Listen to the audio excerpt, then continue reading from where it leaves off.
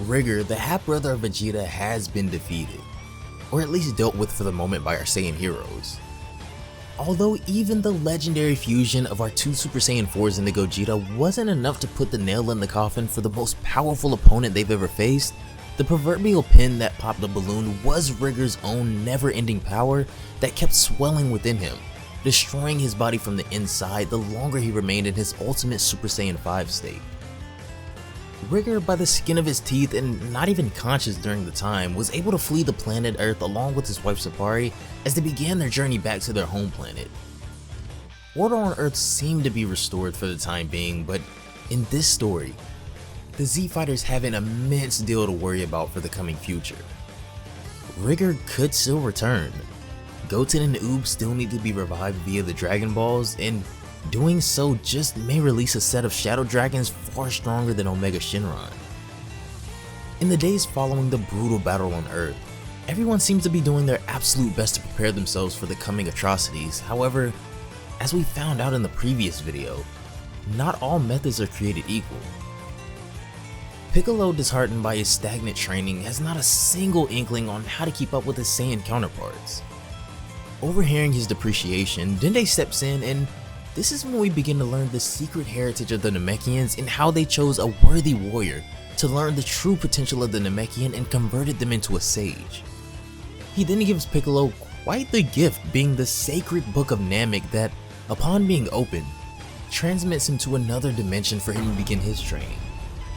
With Piccolo gone and Goku and Gohan training in the solitude of Mount Paozu, Vegeta surprisingly chooses to resume his training within the city, instead of taking off as well in order to train Trunks too. The arrival of Rigger and the conversations they had sparked many emotions in Vegeta, who had pushed the memory of killing Rigger's mother along with many other atrocious things he's done in the past to the furthest corners of his mind.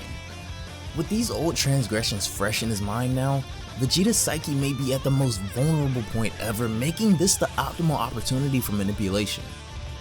This is an original fan manga called Dragonball New Age, produced by Malik Studios, and in today's video, a new threat, much more mysterious and eerie than the Saiyans appear, seeking far more than just a fight. If you guys want to check out Dragonball New Age or any other of Malik's projects, the link to the original fan manga as well as his art page will be down below, so be sure to go check them both out. Also, if you haven't already, be sure to have that notification bell turned on to never miss an upload, and if you've been enjoying all of the Dragon Ball content recently, consider leaving a like on this video as well. It really helps out a lot, guys. Lastly, don't forget to follow on both Twitch and Twitter to stay up with me and all anime related content, but without further ado, I've stared death in the face more times than I can count. I've been mauled, driven to the brink. I've fought the strongest beings the very universe itself has to offer. I've even died twice, Vegeta thinks to himself as we see him struggling to hold in some form of discomfort.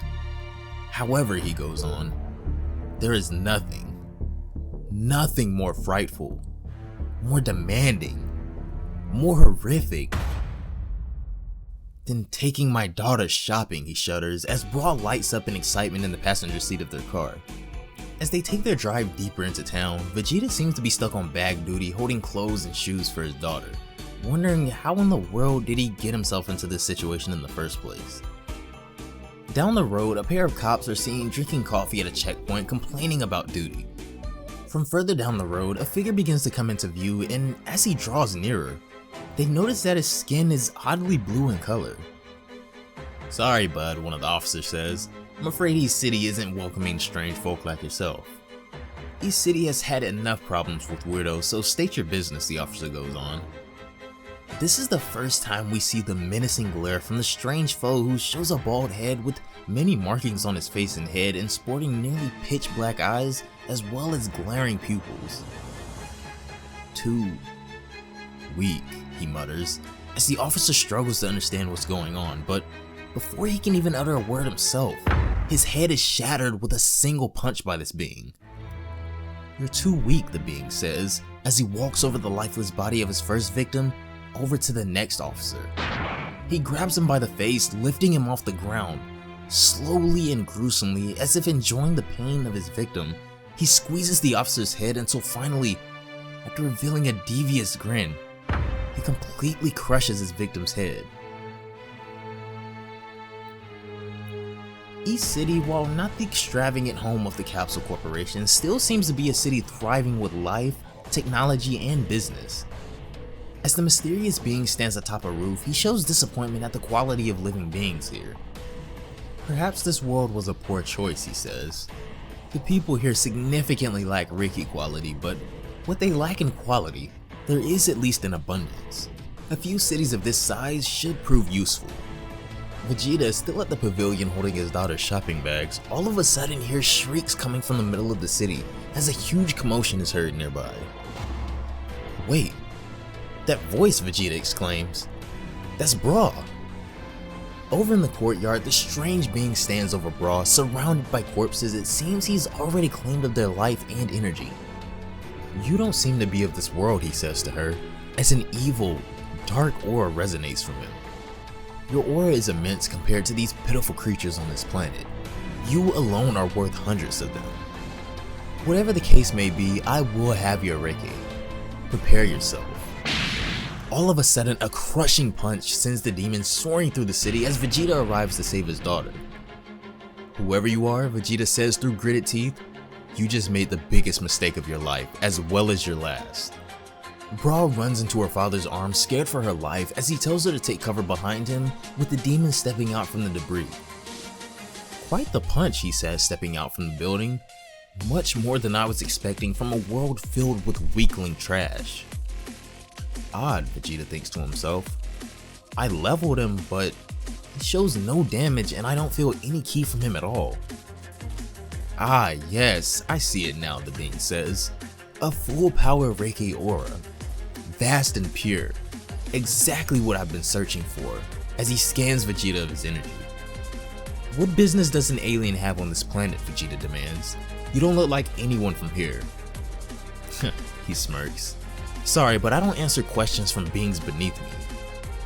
I see, Vegeta says, even more interested now. So then you'd prefer that I beat an explanation out of you, I take it. Not that you could, his opponent replies, but you're more than welcome to try. With this unexpected battle set to proceed at any moment, Vegeta of course refuses to partake unless they move away from the city. Of course his opponent agrees, however Bra doesn't think this is such a good idea. Vegeta, knowing well what he's capable of and what they recently just had to deal with, reassures Bra that he'll be fine, but tells her to head back to West City immediately and inform Trunks of what's going on. She tries to plead with him to think of something else, but Vegeta would never turn down a battle and he tells her to get out of here immediately and not to worry about him. The two fighters set off right away in the opposite direction of the city, but the demon stops on his own accord as they find a wasteland devoid of any significant signs of life, telling Vegeta that this is far enough and they'll be settling this here whether he likes it or not. As the two descend on the wasteland, Vegeta takes off his jacket, tossing it to the ground as his opponent, with a menacing grin, tells Vegeta that your willingness to surrender your life so quickly is astonishing, yet welcome.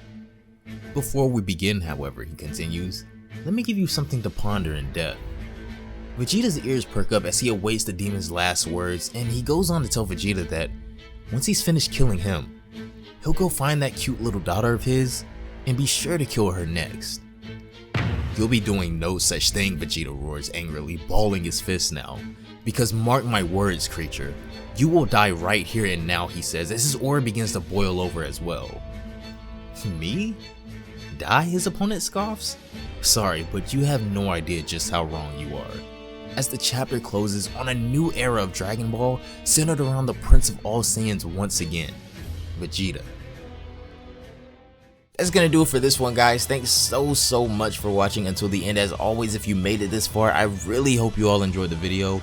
If you guys want to check out Dragon Ball New Age or any other of Malik's projects, the link to the original fan manga as well as his art page will be down below, so be sure to go check them both out. Be sure to have that notification bell turned on to never miss an upload, and if you've been enjoying all of the Dragon Ball content recently, consider leaving a like on this video as well. It really helps out a lot, guys. Don't forget to follow on both Twitch and Twitter to stay up with me and all anime related content, guys. But anyways, have a great day, and I will see you all in the next one. Bye, guys.